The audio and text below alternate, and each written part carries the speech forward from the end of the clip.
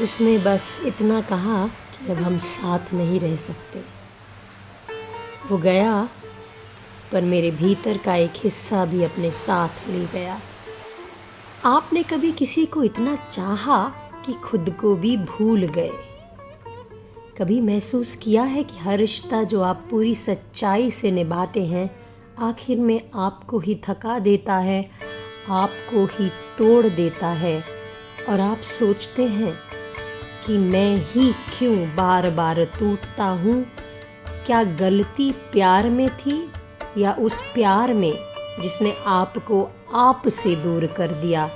ये सवाल बहुत ज़रूरी है समझना। किसी को समझते समझते या किसी के लिए कुछ करते करते आप खुद से ही दूर हो जाते हैं। किसी के लिए सब कुछ करते हुए अंत में जब वही मुड़कर नहीं देखता, तो सबसे गहरी दीवार आपके भीतर पड़ती है। एक प्रेम कहानी का अंत नहीं होता, एक रिश्ते का अंत नहीं होता, मगर आपके पूरे आत्मविश्वास, आत्मसम्मान और जीवन की दिशा भी हिल जाती है। और आप सोचते हैं कि अब तो मेरी जिंदगी खत्म, मैं ही क्यों टूट गया या टूट गई। आज के रिश्ते सिर्फ प्यार नहीं, हमारी पहचान बन चुके हैं। जब वो साथ होते हैं तो हम खुद को खास महसूस करते हैं, और जब वो ख़त्म होते हैं या टूटने लगते हैं तो लगता है कि अब मेरी भी ज़िंदगी ख़त्म।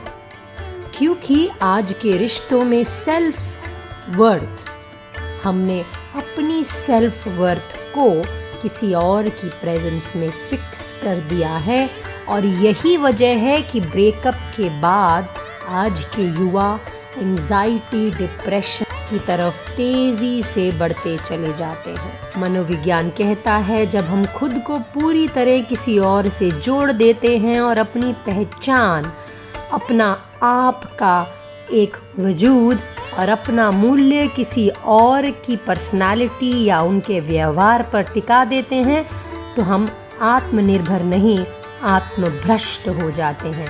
और हमें ये लगता है कि अगर हम पूरी तरह से किसी को समर्पित नहीं होंगे या उनकी हर बात को नहीं मानेंगे, हम उनकी एक्सपेक्टेशंस को पूरी तरह से पूरा नहीं करेंगे, तो वो रिश्ता हमें छोड़ देगा। और यहाँ पर एक्सपेक्टेशन की जगह कनेक्शन, बाउंड्रीज की जगह गिल्ट और लव की जगह इमोशनल डिपेंडेंस आ जाती है, और ना कहना तो मानो जैसे पहाड़ टूटने जैसा होता है। आप देते चले जाते हैं, आप करते चले जाते हैं, और अंत में खुद ही खाली हो जाते हैं, खाली रह जाते हैं। क्यों? क्योंकि over giving leads to depletion. Attachment बिना आत्मबोध के आत्मदाह बन जाती है, और जब सेल्फ वर्थ किसी और के वैलिडेशन से जुड़ जाए तो हर रिश्ता भावनात्मक जेल बन सकता है। श्री कृष्ण कहते हैं जैसे शरीर बदलता है और हम एक शरीर की विभिन्न अवस्थाओं से दूसरे शरीर में जाते हैं मृत्यु के बाद, उसी तरह से संबंध भी बदलते हैं। जो चला गया उसका दुख हो सकता है, पर उसमें खुद को ढूंढना आपको खुद से दूर कर देता है। अगर कोई रिश्ता नहीं है तो आप एक आत्मा हैं जो प्रेम करने में सक्षम है, और उससे भी बड़ी बात, हम इस भौतिक शरीर की संवेदनाओं को इस प्रकार बढ़ा देते हैं कि वो हमारी आत्मा के लिए भी दर्द बन जाता है। श्री कृष्ण ये भी कहते हैं, कर्मण्येवाधिकारस्ते मा फलेषु कदाचन। तुम्हारा फल पर अधिकार नहीं है, कर्म करना तुम्हारा मौलिक कर्तव्य है, तो तुम करो, प्रेम करो, पर उस प्रेम का फल तुम्हारी शांति को ना चुरा ले जाए। जब हम किसी से प्रेम करते हैं तो भूल जाते हैं कि उसका उत्तर, उसकी वफादारी, उसकी समझ हमारे हाथ में नहीं है। एक्सपेक्टेशन बांधती है, लेकिन प्रेम मुक्त करता है। योग कहता है करो, पर खुद को उसमें खोने ना दो। और यही सबसे बड़ा पाठ आजकल के लोगों को समझने की या पढ़ने की ज़रूरत है, क्योंकि महर्षि पतंजलि कहते हैं तदा दृष्टु स्वरूपे अवस्थानम, अर्थात जब आप अपने मन को इच्छाओं एक्सपेक्टेशन से दूर रखकर सिर्फ प्रेम भाव से कोई भी कर्म करेंगे या रिश्ते निभाएंगे तो आपका मन शांत होगा और अपने असली स्वरूप में स्थित हो जाएंगे। अर्थात आपको कोई भी चीज़ डिस्टर्ब नहीं कर पाएगी। आप त्याग भाव से सब कुछ करेंगे। जैसा कि भगवान श्री कृष्ण कहते हैं, आप स्थित प्रज्ञ हो जाएंगे और आपका दृष्टा भाव आपके इस एक्सपेक्टेशन को मिटा देगा। आप सिर्फ प्रेम करेंगे, आपको आसक्ति भाव नहीं होगा।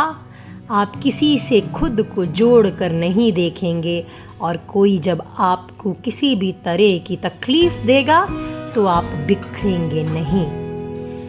समर्पण प्रेम है, लेकिन स्व समर्पण नहीं।